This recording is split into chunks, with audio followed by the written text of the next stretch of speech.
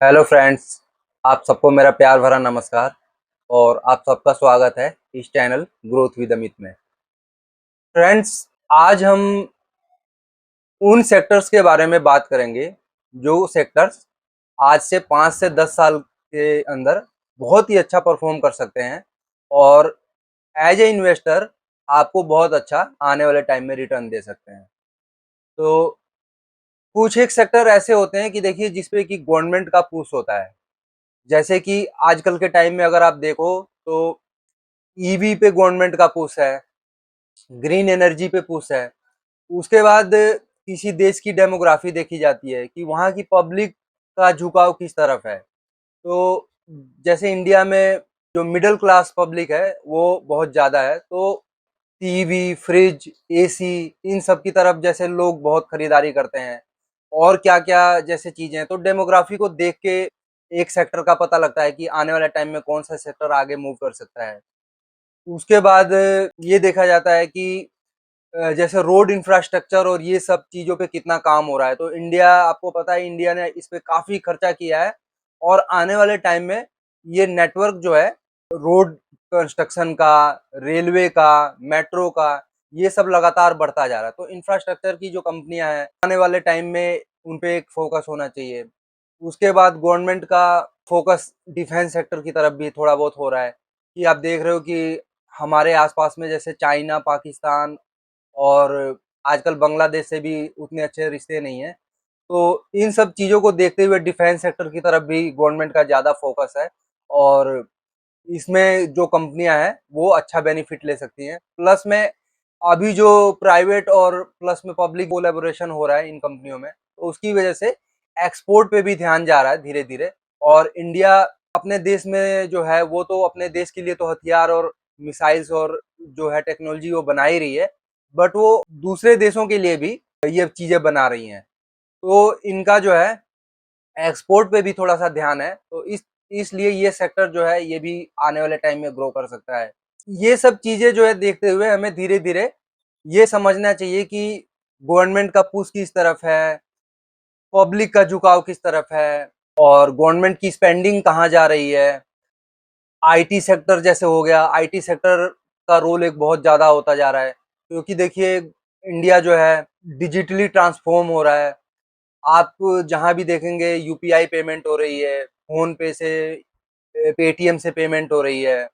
Bank में लोग उतना नहीं जाते, अब ऑनलाइन बैंकिंग हो रही है, सारा काम ऑनलाइन हो जा रहा है। तो इस तरह से आईटी सेक्टर का भी एक बहुत बड़ा रोल है। ये सारी चीज़ें देखते हुए हमें फ्यूचर में कौन-सा सेक्टर अच्छा परफ़ॉर्म कर सकता है और फ्यूचर में किस तरफ गवर्नमेंट का झुकाव है, तो ये चीज़ों को देखते हुए हम धीरे-धीरे फ़ोकस करेंगे कि हमें कौन से सेक्टर ऐसा है जो कि हमें बड़ा पैसा बना के दे सकते हैं स्टॉक मार्केट में। तो लेट्स फाइंड आउट कौन से सेक्टर ऐसे हैं, धीरे-धीरे हम वन बाय वन हम उन पे डिस्कशन करेंगे।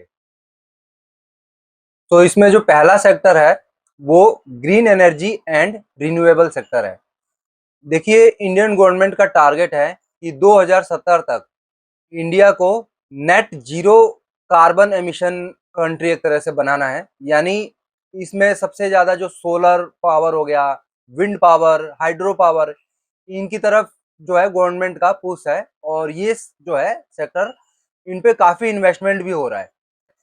गवर्नमेंट इस पे लोगों को इंसेंटिव दे रही है कि आप सोलर पैनल लगाइए छतों पे और विंड के लिए भी ऑफशोर पे इनको लगाए जा रहे हैं, ताकि ये विंड जो एनर्जी है मैक्सिमम जो है बेनिफिट ले सके गवर्नमेंट इसका। और इंडिया का टारगेट है कि 2030 तक एटलीस्ट 500 गीगावाट जो एनर्जी है वो रिन्यूएबल सोर्सेज से लिया जाए। उसके बाद लगभग 31 लाख करोड़ का टारगेट है कि क्रिसिल ने बताया कि 31 लाख करोड़ जो है वो इन चीज़ों पे खर्च होंगे 2030 तक। तो इन पे काफ़ी एक्सपेंडिचर होगा और ये जो सेक्टर है वो गवर्नमेंट के टारगेट पे है और इस सेक्टर पे एक तरह से एज ए इन्वेस्टर हमारा भी फोकस होना चाहिए। तो इसपे देखिए कि पीएलआई लिंक्ड इंसेंटिव्स भी है, मतलब प्रोडक्शन लिंक्ड इंसेंटिव जो है, जैसे कि जो कंपनियां सोलर पैनल बना रही हैं और जैसे कि एज अ आप बायर अगर आप चीज़ें ये खरीद रहे हैं, तो आपको गवर्नमेंट की तरफ से सपोर्ट मिल रहा है। तो इनमें देखिए कि कौन सी कंपनियां जो है ये अच्छा काम कर रही हैं। तो अदानी ग्रीन एनर्जी है। अदानी ग्रीन एनर्जी एक तरह से इंडिया में सबसे बड़ा ये ग्रीन एनर्जी की तरफ ये काम कर रही है। उसके बाद टाटा पावर है।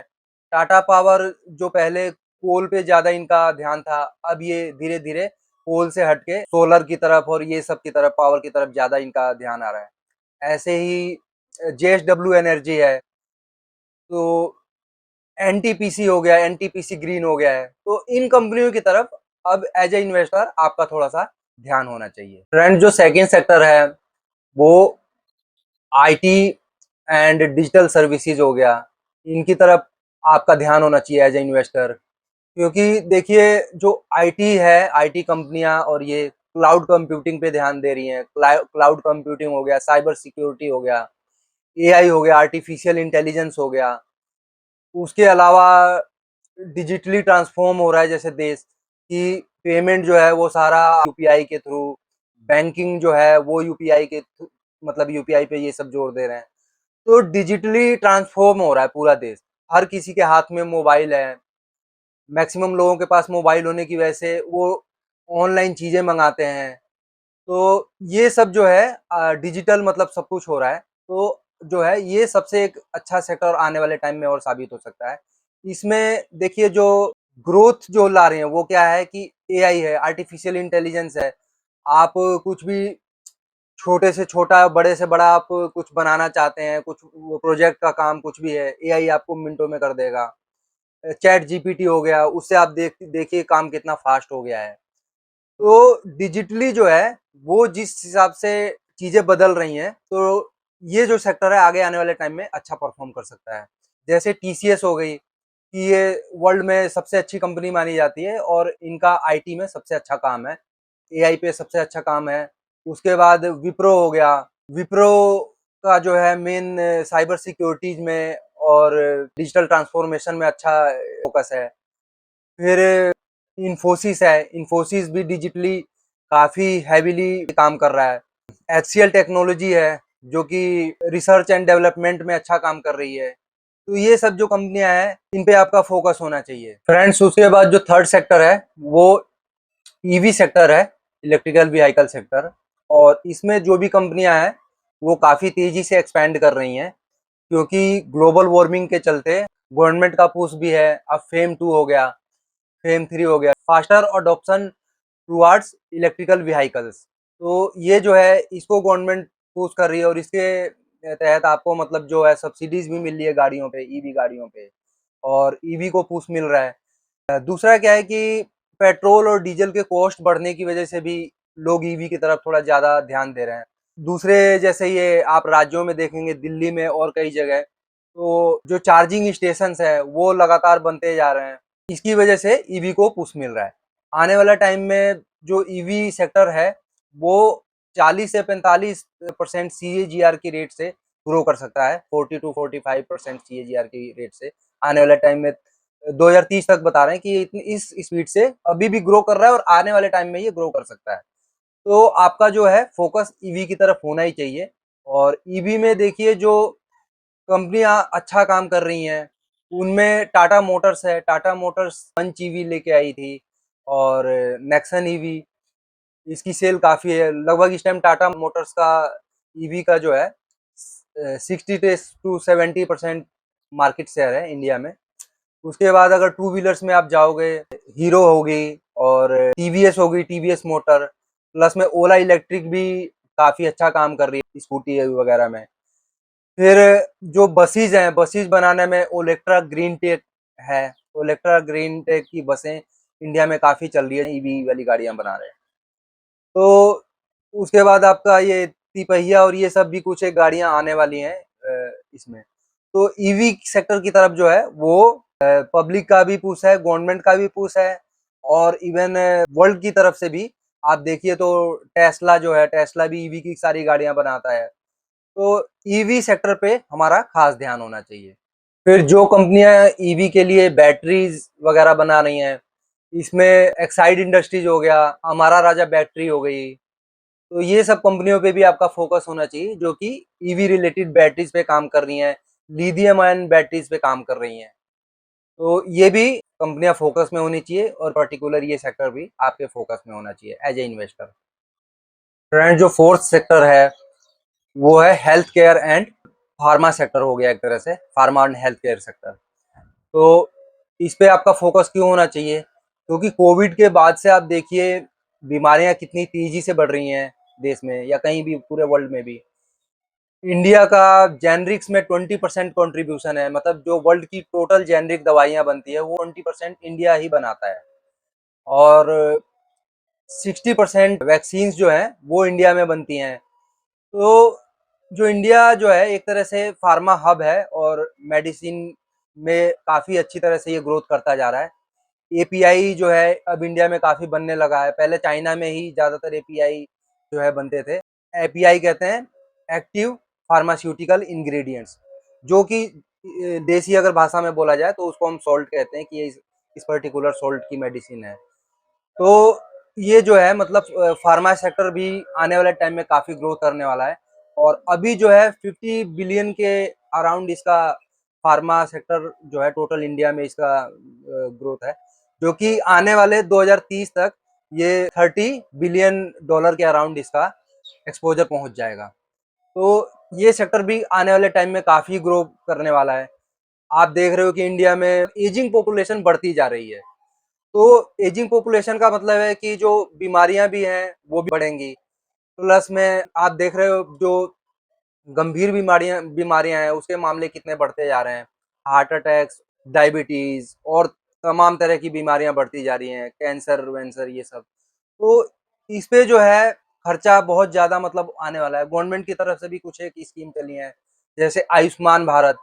अब तक वो शायद 10 करोड़ लोगों को अपने साथ जोड़ चुके हैं इसमें, और वो आगे बढ़ता ही जा रहा है। लोग मेडिक्लेम के लिए इंश्योरेंस कराते ही हैं। तो एक इंश्योरेंस सेक्टर भी जो है, जो इस सेक्टर का इंश्योरेंस है वो आगे आने वाले टाइम में एक अच्छा सेक्टर हो सकता है। इस सेक्टर में अगर देखा जाए तो जो अच्छी कंपनियां हैं, सन फार्मा है जो कि वर्ल्ड फेमस है, वर्ल्ड में इसकी अमेरिका में इधर उधर हर जगह दवाइयाँ जाती हैं। उसके बाद जेनरिक्स में हो गया तो डॉक्टर रेड्डीज लेबोरेटरीज है, ये अच्छा काम कर रही हैं। टीवीस लेबोरेटरी है जो कि एपीआई पे काम कर रही है। उसके बाद हॉस्पिटल सेक्टर में अपोलो हॉस्पिटल्स हैं, फोर्टिस हॉस्पिटल्स हैं, तो ये अच्छा काम कर रहे हैं। इन पे आपका फोकस होना चाहिए एज ए इन्वेस्टर। तो आने वाले टाइम में फार्मा सेक्टर और ये जो जो इसकी इससे रिलेटेड जो भी मतलब इंस्ट्रूमेंट्स बनाते हैं, मशीनरी बनाती हैं या एपीआईज बनाती हैं, इन सभी पे आपका फोकस होना चाहिए।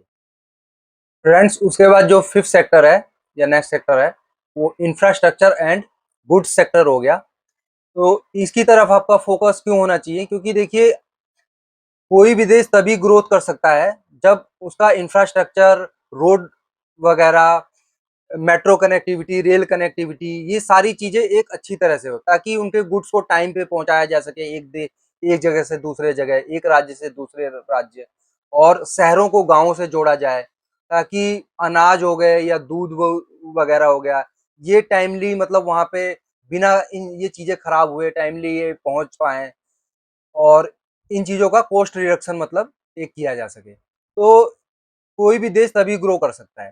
तो इस चीज़ में लगातार रोड कंस्ट्रक्शन होता जा रहा है, रेलवे का कंस्ट्रक्शन लगातार बढ़ता जा रहा है और रेलवे का एक तरह से नेटवर्क भी बढ़ता जा रहा है।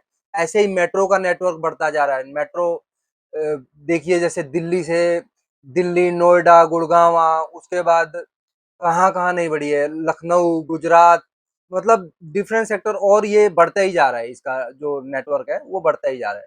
तो इंफ्रास्ट्रक्चर जो है उसके बाद आने वाले टाइम में जैसे इंडिया की पॉपुलेशन बढ़ रही है, तो इंडिया की पॉपुलेशन, बढ़ती पॉपुलेशन के लिए घर भी चाहिए, इनको और भी चीज़ें चाहिए, नए-नए मॉल्स बनाए जाएँगे और बहुत ऐसी चीज़ें बनाई जाएँगी जो कि एक आवागमन में जो कि हेल्प कर सकें। तो इन चीज़ों को ध्यान रखते हुए इंफ्रास्ट्रक्चर सेक्टर पे आपका ध्यान होना चाहिए।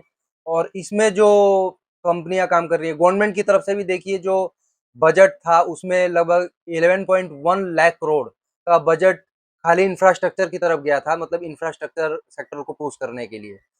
तो ये जो सेक्टर है ये भी आने वाले टाइम में और 2030 तक 2030-35 तक ये सेक्टर काफ़ी ग्रो करता रहेगा। इसमें जो बेस्ट कंपनियाँ हैं, सबसे ऊपर आप एल-एन-टी को ले सकते हैं, क्योंकि एल-एन-टी मेन कंपनी है जो कि ये सारे ही काम करती है। आईआरबी इंफ्रास्ट्रक्चर हो गया, ये एक अच्छी कंपनी है। उसके बाद जब ये सब चीज़ें बढ़ेंगी तो सीमेंट-वेमेंट सेक्टर पे भी आपका फ़ोकस होना है। ग्रासिम इंडस्ट्रीज़ सीमेंट सेक्टर में हो गया, अंबुजा सीमेंट हो गया, इन सेक्टर इस पे आपको कंपनी पे ध्यान होना चाहिए। तो ये जो है सेक्टर आने वाले टाइम में एक अच्छा सेक्टर साबित हो सकता है। तो ये जो सेक्टर है आपके एज़ ए इन्वेस्टर आपके ध्यान में होना चाहिए। दूसरा, आने वाले टाइम में देखिए स्मार्ट सिटीज़ बनती जा रही हैं, जिसमें कि बहुत चीज़ें ऑटोमेटिक आपको नज़र आएँगी। तो एबीबी इंडिया है इसमें, जो कि अपना अच्छा रोल प्ले कर सकती है। सीमेंस है कंपनी। तो ये सब जो है, उसके बाद इलेक्ट्रिकल वायरिंग वायरिंग की ज़रूरत पड़ेगी इन सबों के लिए, पाइपिंग की ज़रूरत पड़ेगी। तो इन कंपनियों पे आपका ध्यान होना चाहिए कि पाइपिंग सेक्टर में कौन है, इलेक्ट्रिकल वायर्स कौन सी कंपनियाँ बना रही हैं। फ्रेंड्स, जो इसके बाद सेक्टर है बैंकिंग और फाइनेंस सेक्टर, ये एक अच्छा सेक्टर साबित हो सकता है। क्योंकि देखिए हर जगह डिजिटलाइजेशन की वजह से आपकी जो पेमेंट है या कोई भी छोटी से छोटी पेमेंट यूपीआई के थ्रू हो रही है, बैंकिंग का इसमें बहुत बड़ा रोल है। और बजाज फाइनेंस जैसी कंपनियों का बहुत बड़ा रोल है, जो कि आपके कोई भी जैसे गाड़ियों को फाइनेंस कराना है या किसी जैसे होम फाइनेंस हो गया, तो ये सब चीज़ों के लिए आपका ये फाइनेंशियल सेक्टर जो है वो एक काफ़ी इम्पोर्टेंट रोल प्ले कर रहा है। और इसमें जो कंपनियां हैं अगर आप देखें तो एचडीएफसी बैंक हो गया, एचडीएफसी बैंक हो गया, बजाज फाइनेंस हो गया, उसके बाद आपका यूपीआई ट्रांजैक्शन और इसके लिए पेटीएम हो गया। ये सब कंपनियों पे आपका फोकस होना चाहिए। फिनटेक जो में जो कंपनियां आ रही हैं, इन पे आपका फोकस होना चाहिए। इंश्योरेंस में ये जो मेन कंपनियां आ रही हैं, इनमें जैसे कि एलआईसी, इवन एलआईसी भी हो गया या और कुछ एक कंपनियां हैं, तो इन पे आपका फोकस होना चाहिए। आने वाले टाइम में एक अच्छा ये ग्रोथ सेक्टर साबित हो सकता है, फाइनेंस सेक्टर और बैंकिंग सेक्टर।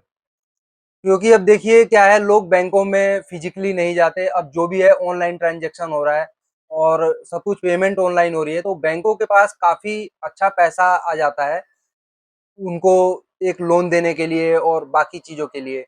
तो इससे उनका ग्रोथ रेट भी अच्छा हो रहा है और ये आने वाले टाइम में बहुत ही अच्छे और ग्रो कर सकते हैं। ये देखा जाए तो ये आने वाले टाइम में 5 से 7 साल के अंदर में बता रहे हैं कि 25 से 30% सीएजीआर की रेट से ये सब ग्रो कर सकते हैं। तो ये आने वाले टाइम में ये जो सेक्टर्स है वो बहुत अच्छा सेक्टर साबित होंगे। इन पे आपका अच्छा फोकस होना चाहिए। और जो लास्ट सेक्टर है जो कि जिस पे कि आपका फोकस होना चाहिए, वो डिफेंस सेक्टर है। क्योंकि गवर्नमेंट का पुश डिफेंस सेक्टर की तरफ अब बहुत तेजी से बढ़ रहा है और उसका रीजन भी है। आप देख रहे हो कि एक साइड चाइना, पाकिस्तान, बांग्लादेश, ये तीनों ही इनके संबंध जो है भारत से उतने अच्छे नहीं है और कभी भी अगर इनसे लड़ाई हो जाए या और कुछ हो जाए तो इंडिया को एक सेल्फ रिलायंस होना पड़ेगा डिफेंस सेक्टर में। तो इंडिया जो है ये इस सेक्टर पे काफ़ी जोर दे रहा है और इसमें एफडीआई भी आ चुकी है कि 70% जो है फॉरेन डायरेक्ट इन्वेस्टमेंट भी एक आ चुका है। यानी फॉरेन की कंपनियां भी आके इनके साथ कोलैबोरेशन करके अपना डिफेंस में हाथ आगे बढ़ा सकती हैं और प्रोडक्शन कर सकते हैं। इसमें देखा जाए तो कंपनियों को इंसेंटिव भी मिल रहे हैं और मतलब ये पीएलआई प्रोडक्शन लिंक्ड इंसेंटिव के थ्रू भी कई चीज़ें आ रही हैं और गवर्नमेंट का पुश है तो एक्सपोर्ट की तरफ भी कुछ एक कंपनियां जा रही हैं। इसमें जो सबसे अच्छा जो काम कर रही है एचएल हो गई कंपनी, उसके बाद भारत डायनेमिक्स लिमिटेड हो गई जो कि मिसाइल बना रही है। फिर आपका बीईएल होगी, भारत इलेक्ट्रॉनिक्स लिमिटेड। बाकी भी और भी कुछ कंपनियां हैं जिन जो कि इनको रॉ मटेरियल प्रोवाइड कराती हैं। तो इन कंपनियों पे आपका जरूर ध्यान होना चाहिए क्योंकि डिफेंस सेक्टर जो है वो भारत का एक तरह से फ्यूचर है और भारत सेल्फ रिलायंट तो होना ही चाहता है, साथ में आने वाले टाइम में ये दूसरे देशों को एक्सपोर्ट भी करना चाहता है और एक्सपोर्ट धीरे धीरे कर भी रहा है। तो आने वाले टाइम में डिफेंस सेक्टर एक भारत के लिए और अच्छा एक सेक्टर साबित हो सकता है। तो दोस्तों, ये जो आने वाले सेक्टर हैं जितने भी आपको सेक्टर्स बताए, ये फ्यूचर में अच्छा आपको रिटर्न दे सकते हैं, और इसके पीछे जो आपको रीज़न बताए, वो रीज़न आपको समझने हैं कि ये क्यों अच्छा साबित हो सकते हैं। इसके अलावा अगर कुछ चेंज होता है, तो आप उसको आप ऐड कर सकते हैं अपनी तरफ से। या आपको लगता है कि और कोई सेक्टर है, जैसे पानी की कमी होने वाली धीरे-धीरे इंडिया में, हर जगह पानी की दिक्कत है। तो जो वाटर सेक्टर में रिसाइक्लिंग में जो कंपनियाँ काम करती हैं, उन पे आपका ध्यान हो सकता है, जैसे वाटेक वावाब हो गई, ऐसी कंपनियों पे भी आप फ़ोकस कर सकते हैं थोड़ा बहुत, जो वाटर रिसाइक्लिंग की तरफ हैं। तो मतलब कुछ ये सेक्टर ऐसे हैं जो कि अच्छा रिटर्न दे सकते हैं, और इस पे एज़ अ इन्वेस्टर आपका फ़ोकस होना चाहिए। तो फ्रेंड्स, अगर आपको ये कंटेंट पसंद आया हो तो इसको आप लाइक कीजिए, चैनल को सब्सक्राइब कीजिए, और जो है सब्सक्रिप्शन में ऑल पे प्रेस कर दीजिए, ताकि आपको आगे की जो भी नोटिफ़िकेशन है वो टाइमली मिलती रहे। Thank you guys for your support.